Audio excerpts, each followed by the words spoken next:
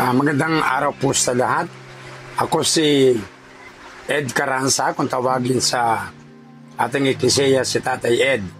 Ako ay isang sentinel ng Lighthouse 3 at ako din ang leader ng adult group. Nagsimula ako sa Lighthouse Taguig ngayon, noong yan ay nasa Kenneth. Hindi ko matandaan anong taon siya, pero naalala ko lang na madalas na sinasabi ng ating pastor na magkakaroon ng lote sa Taguig na kung saan doon itatayo ang permanenteng building ng Lighthouse. So one day, Sunday kung di ako nakakamali, hapon, naglakad kami from Kenneth to Taguig kung saan ang building nakatayo. Pero that time, since vacant lot siya, kailangan i-dedicate sa Panginoon, hindi ko rin maintindihan bakit ako ang naatasan ni Pastor na i-dedicate sa Panginoon ang lote. Since then, siguro mga 2 times lang ako nakabalik kasi hindi ko alam hindi ako ganun ka-faithful yung mga time na yon. Bihira akong mag-church kapag nakapag-church ako sa umaga lang. So, lumipas yung mga buwan at ilang taon hanggat sa nakapagsimula sa Taguig. Yung magsimula riyan, ang nagsimula dyan ay yung mga ladies natin at yung mga adult na ngayon, kasama dyan si Nanay Marcel sa mga paghuhukay. Pero ako hindi ko naalala na nakasama ako ron. Hanggat sa paglipas ulit ng mga buwan at taon, nagkaroon na ng building. Yun nga lang, siyempre, dahil hindi naman tayo ganun kalaki, kasi ilan pa lang naman ang membro, hindi tayo ganun kalaki, ang building hindi na agad-agad. Hanggat sa, eto na, magugulat ka na lang na after 18 years, yung building, kung titignan natin, parang 5 dekada na nagsimula. So, ganun ko nakikita kung paano ang Lighthouse Taguig lumago sa ganun kabilis na panahon. Kung ikukumpara natin yung eklesia ngayon, nung panahon na napasama ako riyan sa Kenneth, sa Kenneth kasi siguro wala pa kaming 30 na member na umaattend. Kung ikukumpara natin ngayon, plus kung sa physical na appearance ng mga members, hindi talaga ganon ka siguro sabihin na natin medyo malayo sa kalagayan noon at ngayon.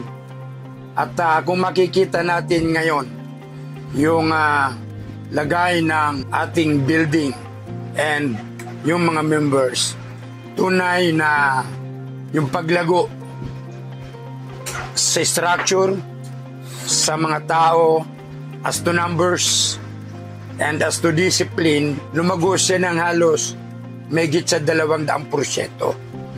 Sobrang napaka-develop ng Lighthouse Taguig sa ngayon, 18 years ago. Actually, kung biyaya at biyaya ang pag-uusapan, parang ayoko sabihin na unfair ang Diyos. Pero parang ibinuhos na ng Diyos ang lahat ng biyaya sa Lighthouse Taguig. Sa building, sa mga tao, sa bilang ng tao. Sabi nga nung kapatid kong minsan mayayaman daw ang member ng Taguig. Sabi ko hindi. They are just disciplined Christian. So ganun ko nakikita yung biyaya na yun ng Diyos sa atin. At bukod doon, kahit sa pagsuporta ng mga members ng eklesia, ay talagang ibinuhos nata ng Diyos lahat ng biyaya sa Taguig. Actually, hindi ako faithful giver.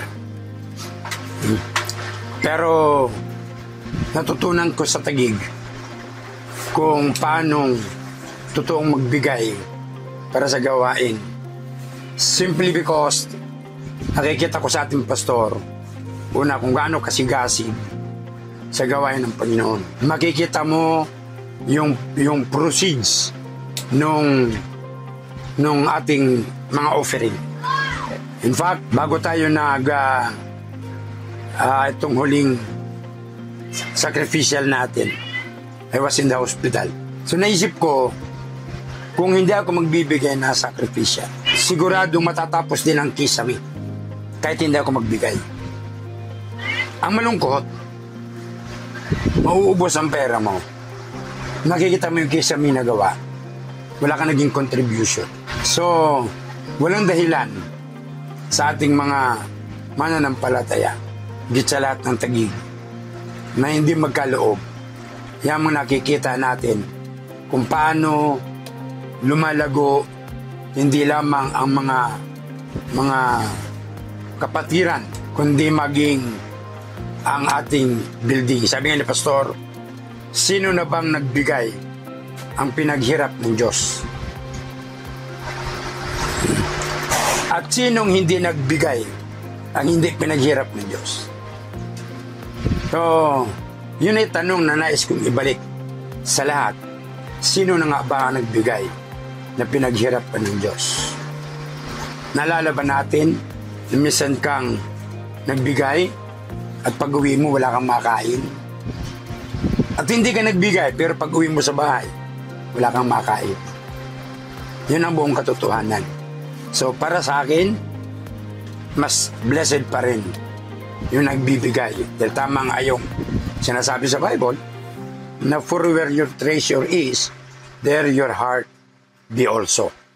Tama nga na mahirap iwanan ang isang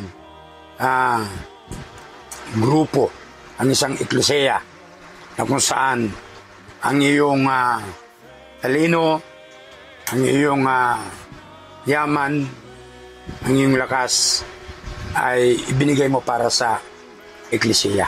I encourage everyone once again na tignan ng mabuti yung kalagayan ng Taguig. Tignan sa ibang eklesia, not to compare, pero tignan lang yung resulta ng blessing, ng pagpapala. Mahirap kasi magkumpare. Tignan lang yung pagpapala, and then there, sabihin mo kung saan ka mananatili. But for me, sapat lang Taguig para sabihin kung yan ako pipirmi sa Taguig until my last breath. Sa Taguig na ako. Yun lang.